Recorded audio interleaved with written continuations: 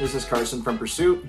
I'm back for another video. Today I'll be talking to us a little bit about advising, Pursuit on advising specifically. So this is an area where I kind of started actually years ago when I started Pursuit Hockey Development.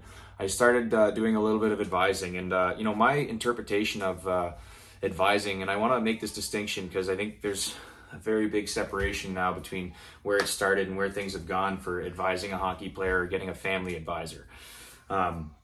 So when I started advising, I was, very clear when I talked to my players that I would not be talking to coaches. I would not be, calling other coaches very much unless I knew a buddy or something or a connection to maybe get a tryout or something. That's as far as I would go. But as soon as the year started, I would not get involved.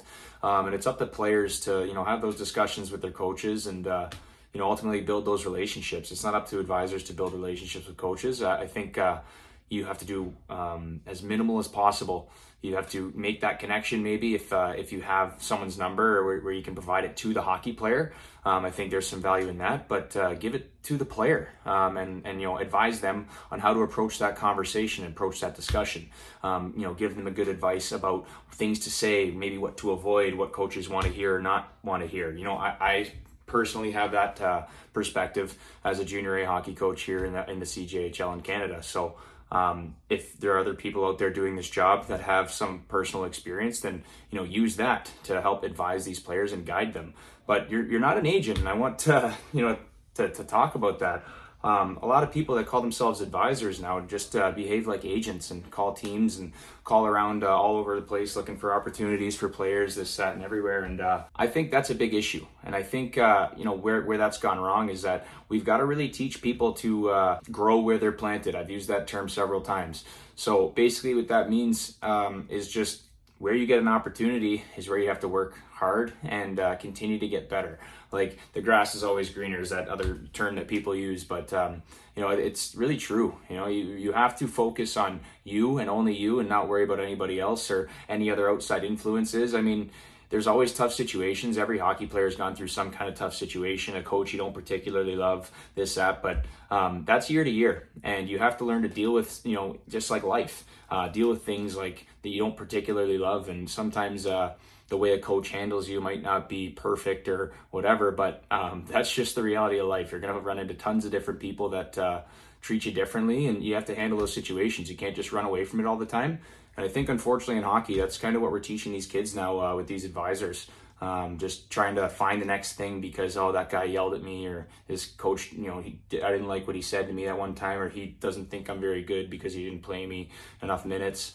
Like, there's other ways to have mature discussions with coaches and change your opportunity and work very hard. I mean, ultimately, at the end of the day, if it turns into a situation where it's untenable for both the player and the coach, then maybe there's some way an advisor could step in and even still guide the player on how to get out of there. But I don't think you should step in and talk to coaches and really get your nose in there like an agent.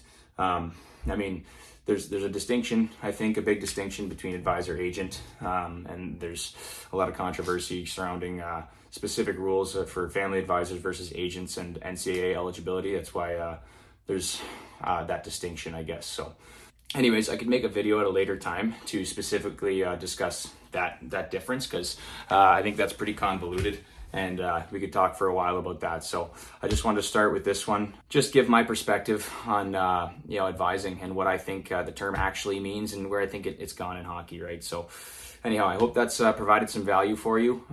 Check out our website, pursuithd.ca. We've still got our scholarship up for another couple weeks here. You can go to, I think it's right under the development part, the development tab there.